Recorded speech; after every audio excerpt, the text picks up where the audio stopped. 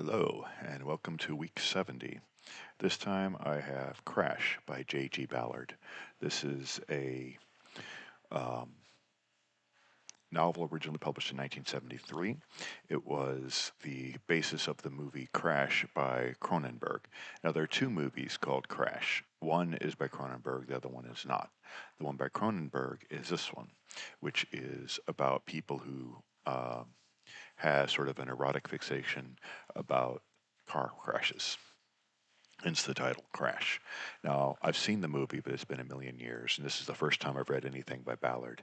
And when I picked this book up, I don't know exactly what I was expecting. But it it has a very deviant and overt sexuality all throughout the entire thing. Um, the main characters liken all the aspects of a car crash to different aspects of sex and sexuality. And there are various scenes where you get descriptions of a guy like looking at a car crash and covertly masturbating. And then later on, there's a wet semen stain on his jeans and the smell of semen in the air. And that would be a relatively mild scene. So, what's going on here? Well, possibly he is trying to just completely and utterly overwhelm you with the disgusting and violent and overt nature of what he's talking about. Very animalistic in that sense. Uh, there's something here going on as well. If you recall back many, many moons ago when I read V by Thomas Pynchon and Gravity's Rainbow and Crying Lot 49, his sort of 60s books, all of which the first two were published before this, and he was working on Gravity's Rainbow as this was being published. Gravity's Rainbow was published about the same time. Um, you recall that that was talking about the connections between modern technology and dehumanization and sort of the lack of affect, the lack of humanity, and this is what Ballard is doing here to an extreme. Where in Pension we had scenes of Rachel Owlglass in the kind of sort of talking in sexy ways to her car and simulating sex with her car and things like this. This has taken that kind of automation of sexuality to the nth degree and made it the raison d'etre of basically all of the characters. Way more extreme and beyond what Pynchon was doing there. Now, Pynchon in Gravity's Rainbow still, I think, wins the award for gross out and overall uh, visceral language. But Ballard, gets close. It's the problem with Crash and with Ballard in general in this book is it's a little bit one note. It's very much just about this one thing. Now, the actual story, such as it matters, is a character named Ballard who gets in a car wreck. And in this wreck, he uh, kills somebody. His car goes off the road because he loses a tire and he crashes head on to this other car. And the female driver is wounded but okay. And the male passenger crashes through the windshield of both cars and winds up in the character Ballard's on the hood of his car with his head through the windshield, dead. And when this happens, they of course go to the hospital and he recuperates in the hospital. He's been injured. He's got something going on. I forget exactly what, but he has some injuries. And while he's there, he notices a kind of weird kind of guy. This turns out to be a guy named Vaughn, V. So the idea that Ballard was influenced by Pynchon, I don't think is much of a stretch because I think this is a manifestation of the same kind of automated process that Pynchon was tracing through V. Now, Pynchon uh, had this V as a female principle. Here in Ballard, it is very strongly masculinized. It's very masculine, very, very meaty alpha male kind of presence and that domineering kind of sense. As the novel continues, Ballard gets increasingly under Vaughn's control. And what Vaughn is this guy. He's a doctor apparently, and he has become uh, uh, erotically fascinated by car wrecks. And so he goes to every crash he can find. He's on the police radio all the time, and he's been in a wreck himself, and he's part of a group of people, all of whom have this fetish. And Ballard, the author, goes a long way to absolutely not in any way kink shame the people for this strongly deviant sexuality. Everyone in the book, all the main characters, are basically part and parcel of this. The main character becomes sucked into this world. His wife does as well.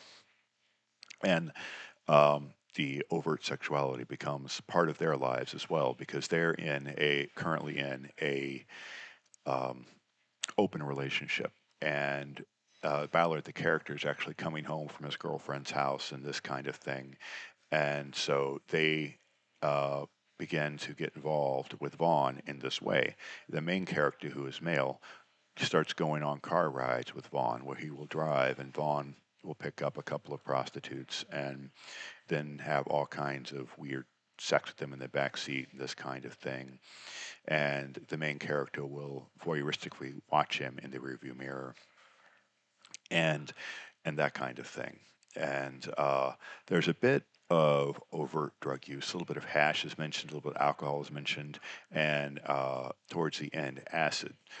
But based on the sort of hallucinatory writing throughout the entire book, I would say that this entire book is a drug-filled hallucination fever dream.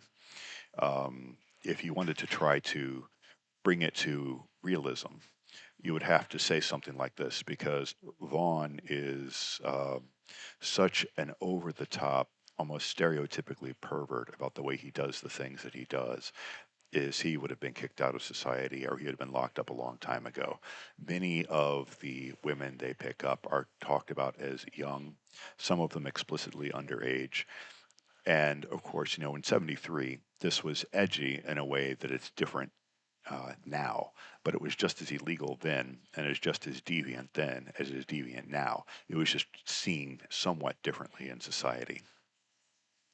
And this goes on for a while with Vaughn gaining sort of mental control over the character of the main character until they're alone together and they have a sex act between themselves. And this seems to be almost a deviance beyond control because at that point Vaughn starts trying to kill the main character and then starts to try to kill his wife.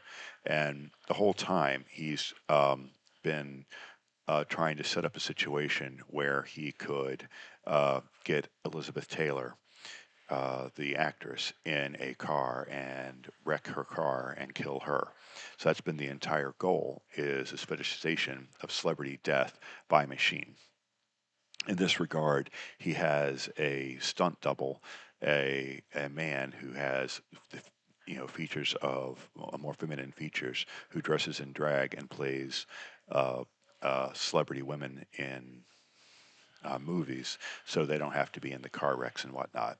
And that individual dies in a car wreck, and Vaughn goes and take pictures of it and this kind of thing. Anyway, so towards the end, Vaughn gets into a wreck and dies, and the main character and his wife, maybe sort of, but I don't know.